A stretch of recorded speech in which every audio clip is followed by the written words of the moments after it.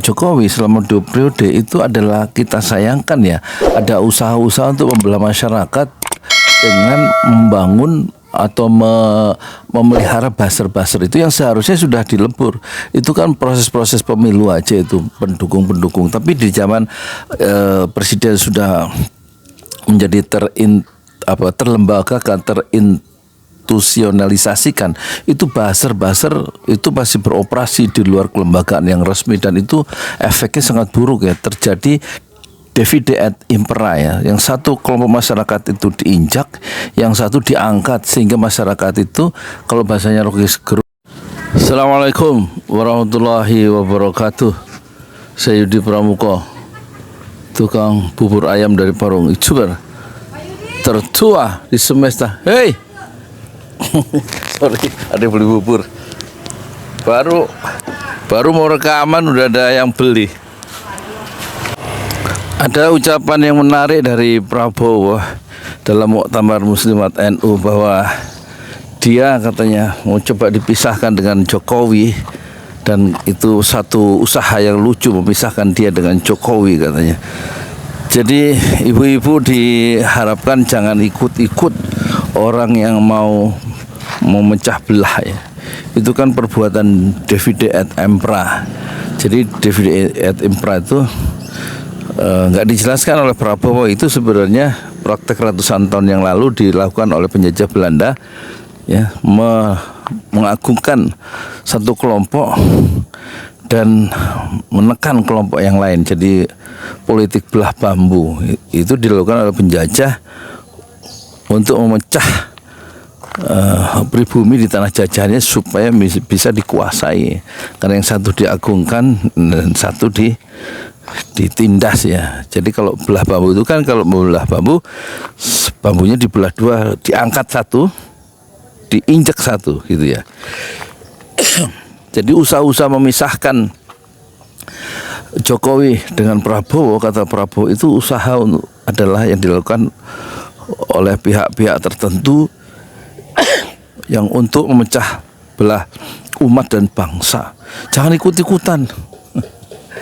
Dan tentu kelihatannya ucapan Prabowo benar ya, kita cek ya, kita simpulkan atau kita tafsirkan ya. Jadi berarti pertama, Prabowo ingin selalu bersama Jokowi dan dia mengharapkan kita menghormati ya pemimpin presiden yang sudah banyak jasanya seperti Jokowi. Jangan dijelek-jelekan, jangan dihina. Yang kedua, berarti Prabowo ingin melakukan proteksi politik ya, perlindungan politik terhadap Jokowi ya. Dan di sini persoalannya, saya sambil lihat bubur saya ya, kalau ada yang beli. Jadi kita harus cermat di sini. Pertama-tama tentu kita serang Prabowo karena usaha-usaha untuk melindungi Jokowi ya. Di saat masyarakat itu secara luas menghendaki adili Jokowi karena kebijakan-kebijakan politiknya di masa lalu. Kalau Prabowo kemudian ingin, dia nggak mau dipisahkan dari Jokowi, dan dia berarti melakukan pelindungan politik terhadap Jokowi, itu berarti Prabowo melindungi kejahatan-kejahatan yang dilakukan oleh Jokowi saat menjadi presiden, kan gitu ya. Apa itu yang maksudnya? Padahal yang kita maksud, kita meminta Jokowi bertanggung jawab terhadap kekeliruan-kekeliruan dalam mengurus bangsa ini. Korupsi dibiarkan, pembunuhan, unlaw killing itu dia didiamkan oleh Jokowi ya. Pelemahan KPK dikerjakan, membangun dinasti politik yang menguntungkan keluarganya dilakukan ya. Mendiamkan kejahatan konstitusi yang dilakukan oleh pamannya Anwar Usman, oleh besannya, dengan melahirkan Mahkamah Konstitusi nomor 90 ya, hari Senin 16 Oktober 2023, yang memungkinkan Gibran anaknya bisa menjadi calon wakil presiden karena rekayasa konstitusi nomor 90 yang dibuat oleh Anwar Usman itu. Jokowi cukup bilang itu bukan wilayah saya, itu wilayah yudikatif, sementara saya eksekutif. Jadi kita tidak boleh nutup mata ya, bahwa tidak semua keputusan politik yang dibuat oleh pemimpin itu selalu benar ya. Justru melemahkan banyak atau merugikan banyak masyarakat ya. Contoh ya, dengan kebijakan Jokowi yang membuat kebijakan pro Cina, itu proyek-proyek Cina sampai 15.982, hampir 16.000 proyek Cina di Indonesia dengan mendatangkan tenaga kerja asing ya, yaitu tenaga Cina di Indonesia, ya kan, dengan standar gaji internasional. Sementara orang-orang kita yang kerja di proyek-proyek Cina itu standar gajinya UMR. Itu berarti kan ada ketidakadilan di situ yang dilakukan oleh pemerintahan terhadap pengupahan ya. Itu pertama. Yang kedua, korupsi. Itu di zaman Jokowi merajalela ya. Menurut data dari Indonesia Corruption Watch ya. Saya ada telepon. Contoh lagi ya, korupsi itu merajalela di zaman Jokowi loh. Menurut ICW datanya itu kan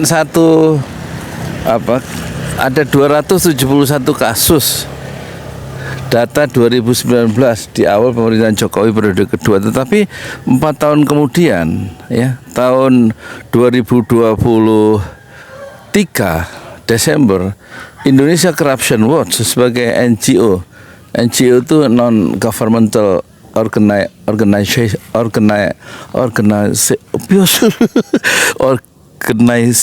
ya, angel bahasa Inggris itu datanya naik 3 kali lipat dari 271 tahun 2019 jadi 791 kasus korupsi tahun 2023, ya kan?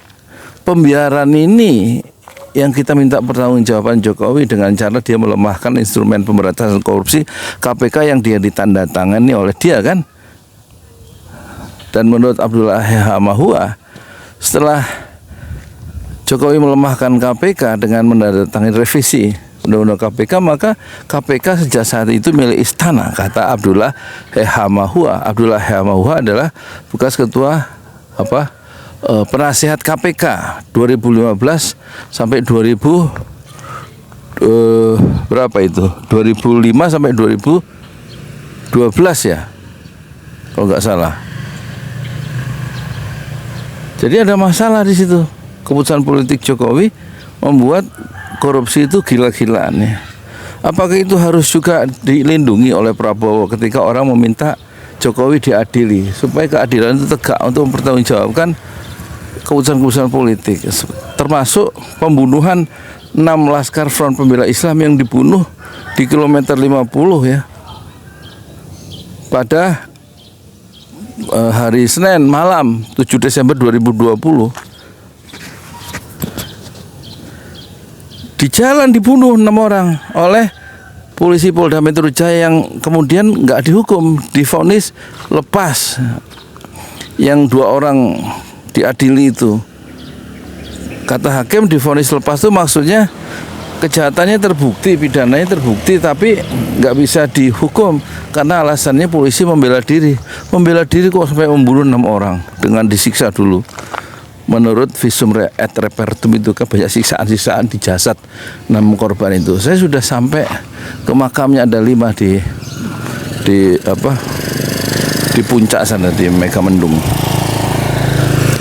Nah, Jokowi melihat pembunuhan itu dia diem, nggak memberikan komentar, nggak memblame, nggak mengecam pembunuhan di luar proses hukum. Dibunuh di jalan, dikejar-kejar dulu Habib Riziknya itu.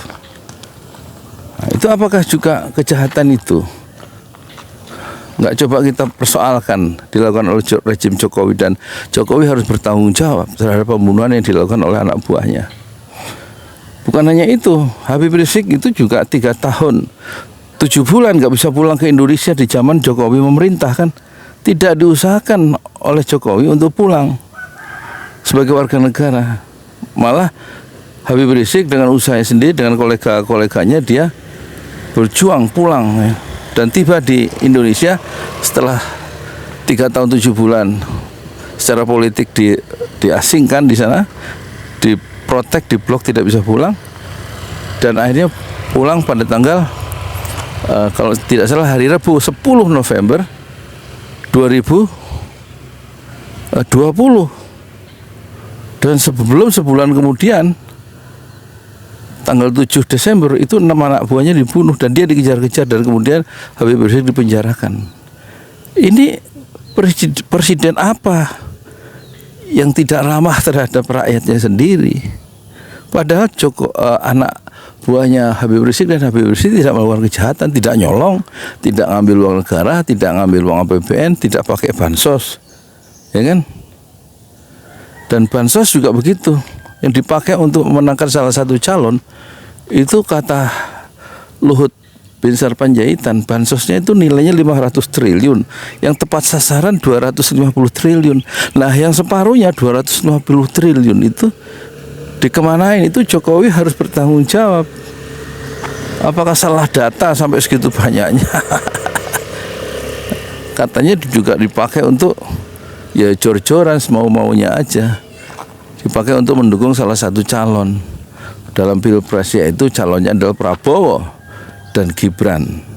Sebagai calon wakil presidennya adalah Gibran, dan Gibran Raka Buming Raka adalah anaknya Jokowi, dan dia berkepentingan anaknya supaya jadi calon wakil presiden, dan dia akhirnya mendukung Prabowo. Dan Prabowo juga merasa turunnya Jokowi menguntungkan dia, karena dia sudah keempat kalinya dia berjuang untuk menjadi menjadi calon presiden, dan 2019 dia dikalahkan kembali untuk ketiga kalinya kan.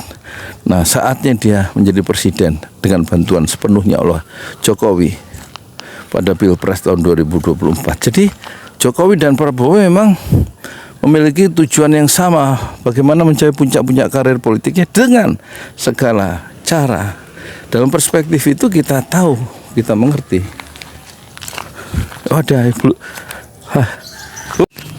Bukan hanya itu ya, kita tahu cengkraman pengaruh Jokowi itu masih kuat dalam kabinet merah putih.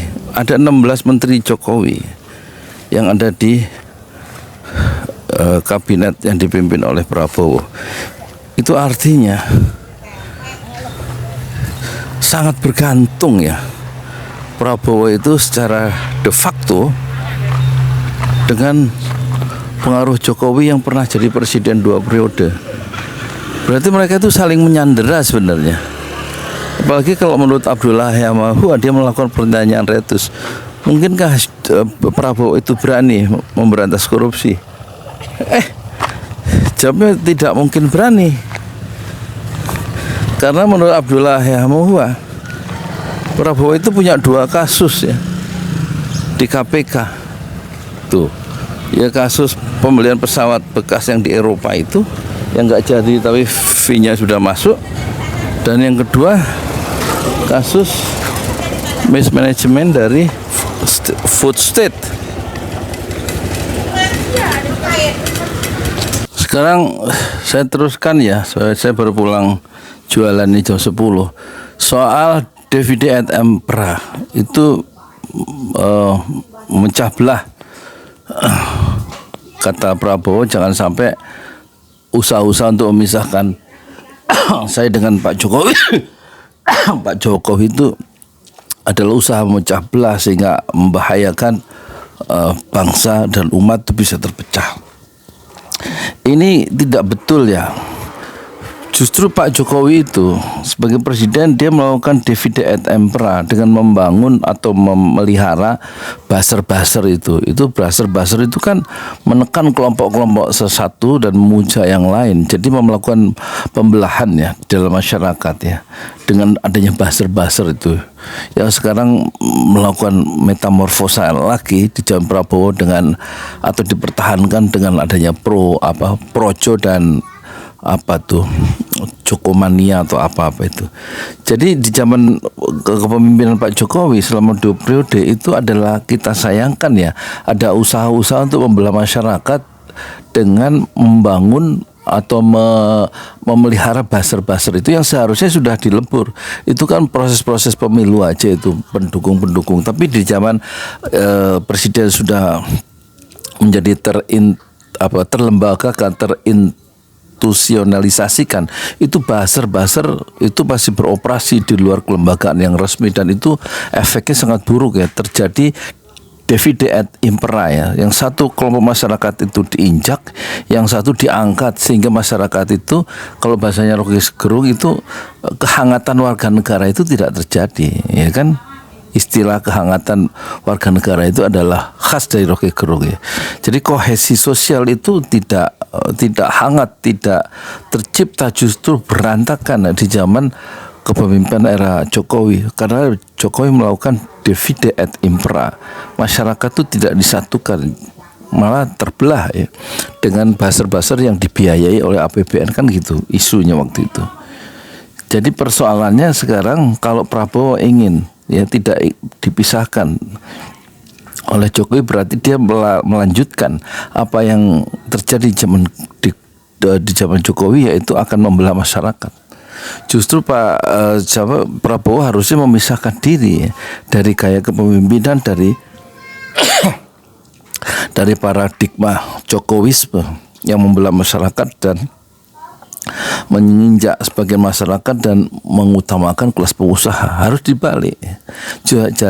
Malah seharusnya Prabowo itu memisahkan diri dari Jokowi, karena Jokowi sudah bukan presiden. Dan Jokowisme di kabinet itu harusnya direshuffle semua, yang 16 orang itu, supaya tidak ada ikatan-ikatan masa lalu, beban-beban masa lalu dari Prabowo, sehingga dia bisa melangkah dengan visinya sendiri yang kerakyatan itu, yang dia sangat ultranasionalis, katakan gitu secara retorika ya. Dan itu harus diberikan kaki, harus diberikan satu ide-ide yang pro rakyat, itu pro keadilan, itu harus dinyatakan dalam satu kebijakan politik yang dengan cara menyingkirkan paradigma pembangunan, paradigma Jokowisme yang tidak memihak pada keadilan dan rakyat. Jadi sebenarnya kritik-kritik terhadap Prabowo supaya dia lebih independen karena dia sekarang adalah presiden, ada kritik yang sepenuhnya rasional dan juga sekaligus ideologis ya, untuk menyelamatkan bangsa ini supaya tidak tambah terpuruk sebagai sebuah bangsa. Karena kita ingin Prabowo memiliki satu paradigma sendiri dan tidak harus mengikuti paradigma Jokowi, dan dia harus memisahkan diri, melakukan kontras terhadap Jokowi. Bagaimana menurut Anda? Saya Yudi Pramuko, tukang bubur ayam dari Parung YouTuber. Tercuah di semesta fasbir sabrun jamilah. Bersabarlah dengan kesabaran yang indah. Assalamualaikum warahmatullahi wabarakatuh.